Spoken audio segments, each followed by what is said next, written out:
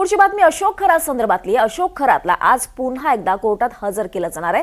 खरातल्या पहिल्या गुन्ह्यामध्ये 14 दिवसांची न्यायालयीन कोठडी मिळाली आहे, तर आज त्याला एका दुसऱ्या गंभीर गुन्ह्यामध्ये पुन्हा न्यायालयात हजर केलं जाणार आहे. या दुसऱ्या गुन्ह्यामध्ये खरातची पोलीस कोठडी मागण्यात येणार आहे. काल कोर्टात कोणताही मोठा युक्तिवाद झाला नाहीये, कारण याआधी 3 वेळा पोलीस कोठडी सुनावल्यानंतर सरकारी पक्षानं अधिकची कोठडी मागितली नाहीये. न्यायालयीन कोठडीमध्ये रवानगी झाल्यानं खरातच्या जामिनाचा मार्ग मोकळा झाल्याची चर्चा रंगली आहे. मात्र एसआयटीनं खरातची नाकाबंदी करण्याची पूर्ण तयारी केली आहे.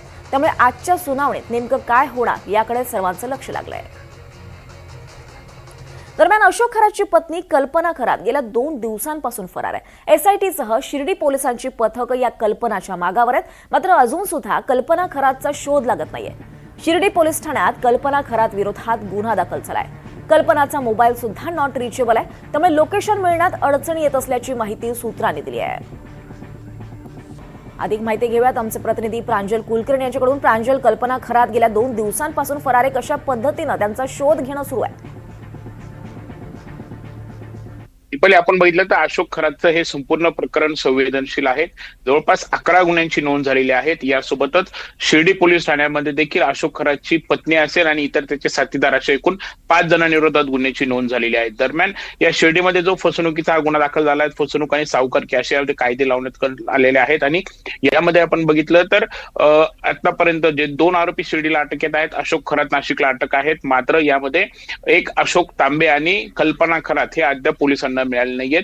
दरम्यान आपण जर बघितलं तर परवाला देखील सायंकाळी अनेक नाट्यमय घडामोडी नाशिकमध्ये जे अशोक खरातचा बंगला आहे तृप्त बाला नावाचा गोविंदनगर परिसरामध्ये, तिथे देखील अनेक घडामोडी या बघायला मिळाल्या होत्या.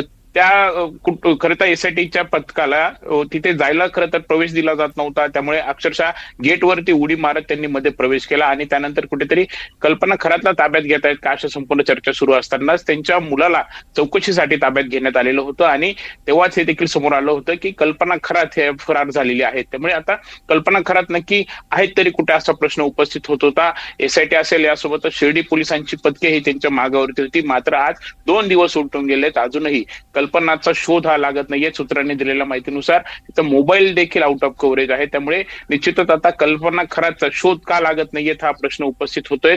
दरम्यान आपण एकंदरीतच बघितलं तर सुरुवातीपासूनच हे प्रकरण संवेदनशील आहेत. आतापर्यंत 11 गुन्ह्यांची नोंद अशोक खरातवरती झालेली आहेत. यासोबतच त्याच्या आर्थिक व्यवहारामध्ये अनेक ठिकाणी जमिनी असेल किंवा इतर अनेक गुंतवणुकीमध्ये देखील कुटुंबाचा सहभाग असल्याचा संशय होता. आणि असा असताना देखील एसआयटी कडून त्यांच्या कुटुंबावरती वॉच का ठेवण्यात आला नाही हा देखील प्रश्न जो आहे तो उपस्थित होतोय. त्यामुळे आता निश्चितच अनेक प्रश्न उपस्थित होत आहेत आणि ही कल्पना खरात पोलिसांना सापडणार का हे पाहणं महत्त्वाचं राहणार आहे. धन्यवाद या सविस्तर माहितीसाठी प्रांजल.